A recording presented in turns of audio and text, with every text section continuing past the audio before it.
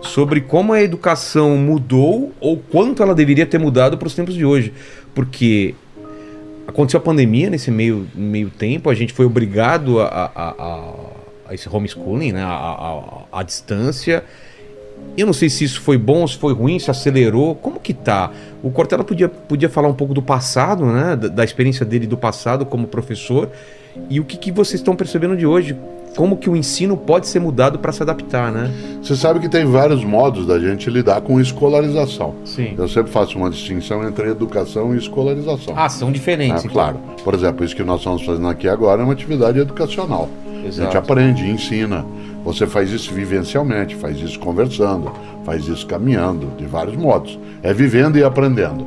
A famosa escola da vida, isso é educação. Escolarização é um processo mais formal, mais específico. Nós tivemos, durante o momento pandêmico, um tropeço forte da escolarização, mas a educação não cessou, porque ela continuou, né, na família, né, dentro do mundo digital. O ensino remoto, que é o que se teve que utilizar durante um tempo, ele, claro, ele não é novo enquanto ideia. Afinal de contas, a mais antiga plataforma de ensino à distância é livro.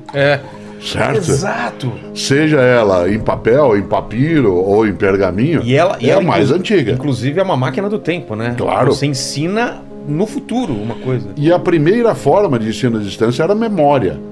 Né? Se você imaginar, os gregos e os romanos na antiguidade utilizavam muito a memória como forma de ensino à distância. E passando o ensinamento verbalmente. Uma das coisas prováveis é que uma obra estupenda como a Ilíada, a Odisseia, atribuída a Homero, ela era em forma de poema, porque é a maneira mais fácil de você decorar algo. Exato.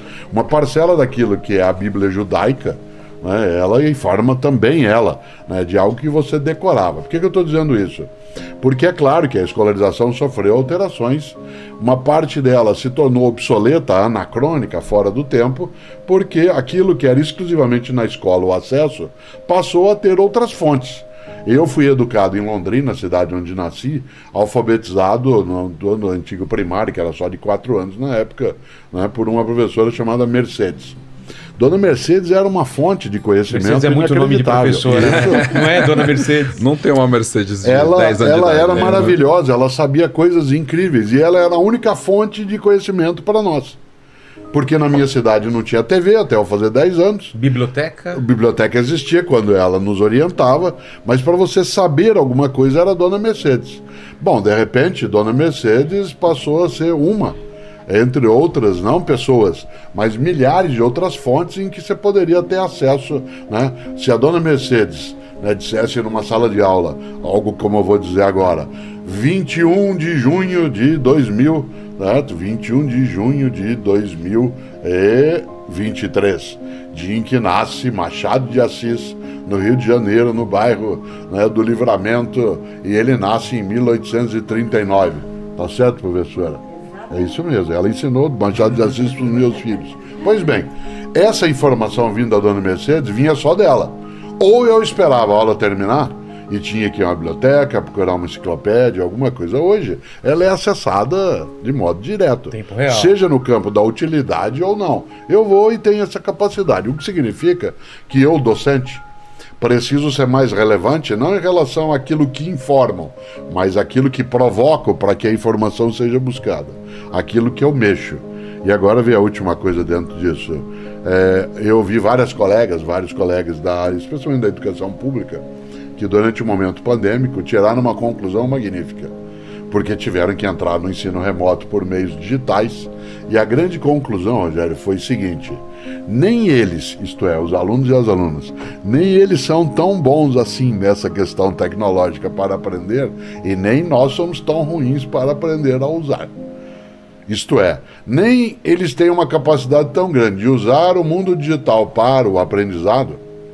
Pode aprender para a relação social, para o jogo, para o entretenimento, mas para o aprendizado não necessariamente. E nem nós, isto é, o lado de cá adulto, Sim, somos tão frágeis em relação a essa questão. Acho que esse ponto serviu. E a segunda conclusão, que você sabe muito bem, você usou agora há pouco a expressão homeschooling, né, a formação em casa, é que uma parte dos pais e mães descobriu que educação escolar é coisa séria. E que se é difícil você formar e cuidar de 1, 2 crianças em casa o dia todo, imagine 40 numa sala de aula durante um bom tempo. Portanto, ganham ali uma dimensão. Mas há um prejuízo forte. Nós recuamos no mínimo uma década em relação ao que a gente avançava, né, na área de educação. A gente está numa situação dificílima. A área de alfabetização, especialmente, as séries iniciais, elas, quando você não tem um acompanhamento no cotidiano de uma docente ao lado, ela demora. Você tem crianças que estão chegando, né, aos 9, 10 anos de idade sem, né, um letramento ou uma alfabetização mais estruturada. A gente precisa fazer um esforço, né, mais direto. O mundo digital ajuda bastante isso. Porque uma parte de nós, docentes, não é tão bem formado. A gente tem a formação inicial, mas depois não tem necessariamente a sequência. E o mundo digital, alguns cursos, algumas orientações, permitem que a gente tenha acesso, né, em momentos variados, que não é só ter que sair da sala de aula ou da escola e ir para um lugar para fazer um curso. Eu posso fazê-lo, né, também no modo online. Então, isso nos ajuda bastante. Isso acho que é uma revolução, né? Eu assisto muito daquelas masterclass que tem nos Estados Unidos, diretores, escritores, é fantástico. Eu queria depois saber sobre isso, mas voltando ainda a essa parte, eu teria uma curiosidade, não sei se tem estudo sobre isso, Cortella, de esse lance dos primeiros seres humanos reunindo em volta da fogueira, passando conhecimento, passando livros, isso é uma coisa que até hoje não evoluiu muito, se a gente for pensar. Não teve uma revolução na forma de ensinar, porque ainda são pessoas falando para outras pessoas sobre algumas coisas, né? Aí a gente estava falando antes de começar o papo aqui sobre a inteligência artificial, né? Essa capacidade da máquina ir aprendendo, evoluindo. E eu vejo um problema também da gente vai ficando cada vez mais preguiçoso. Todo mundo aqui deve lembrar quando era criança, decorava... Quantos telefones você sabia de cor? Sabia fazer conta na mão e tal. E a gente está perdendo essa capacidade de fazer coisas... Porque a gente sabe que tá no celular. Essa informação tá lá, eu não preciso saber, eu não preciso decorar. Então a gente reclamava muito do ante, até após, com conta, desde, entre, para, perante, por, sem... Você teve que decorar isso e outras coisas, né? Não, você teve que decorar por causa da tua mãe. Exato, né? E tem o outro lado agora que não se decora mais nada, não se sabe mais nada, porque na teoria a gente tem acesso a toda a informação. É meio assustador isso, não é? Você sabe que eu participei. Só desculpa interromper. Eu vi uma matéria, não sei se vocês concordam com isso, que essa é a primeira geração que vai ser menos inteligente do que a anterior. A gente sempre foi evoluindo e pelos estudos, pelas medições que estão fazendo, essa geração vai ser a primeira mais burra ou menos inteligente do que a anterior.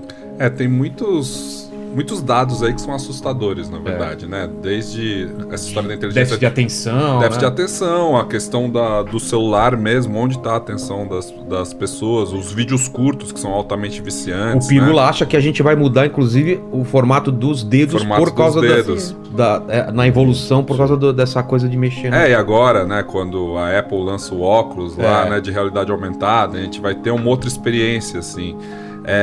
Eu participei de uma reunião da escola da minha filha, ela tem 4 anos, né?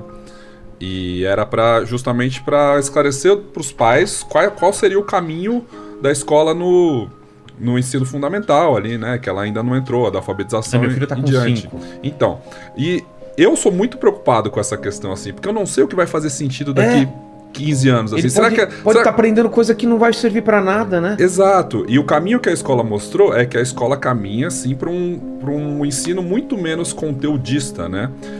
Conteudista é saber... Fatos, dados, decorar a fórmula, e muito mais para uma formação baseada naquilo que... Em português, né, que você gosta de falar, se chama soft skills, né? Habilidades leves, assim, né? Que é aquela questão da autoestima, né? Da segurança, da comunicação, do trabalho em grupo, né? É isso que a escola vai ser voltada mais. Por quê?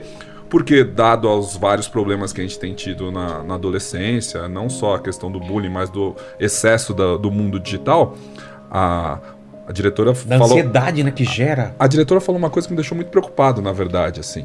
Porque os pais questionavam, mas daí como é que meu filho vai ficar... Como é que ele vai fazer o vestibular, né? Como é que ele vai ser avaliado como, assim? Olha, Isso é um problema que a gente tem que pensar depois, porque nós estamos perdendo nossos jovens, né? Nós estamos perdendo nossos adolescentes em algum ponto ali. Porque eles não conseguem... A gente não consegue atrair a atenção deles? Não, porque a questão do suicídio, a questão da depressão, a questão da ansiedade, ansiedade dessa faixa dos 13 aos 18, aos muito 17, pesado, aumentou vertiginosamente nos últimos anos. Assim, e isso não é muito falado, mas é um problema real que já é discutido em escolas ao redor do mundo. Assim. E está relacionado... Está relacionado ao excesso do digital. Está relacionado a essa geração que vai ser a primeira menos capaz do que a última que passou. Aí eu lembro do Clóvis, né? Que tem uma frase, aquele vídeo maravilhoso que ele fala do... O Clóvis de Barros Filho. Do texto do Kant, né? Que o cara pensou, você só tem que ler e entender, né?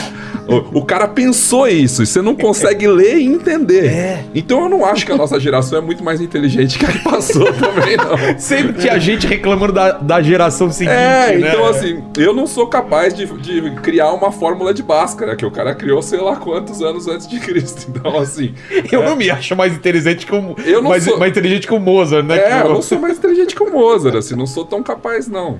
Talvez o meu pai, né? Uma das mentes mais brilhantes do Brasil.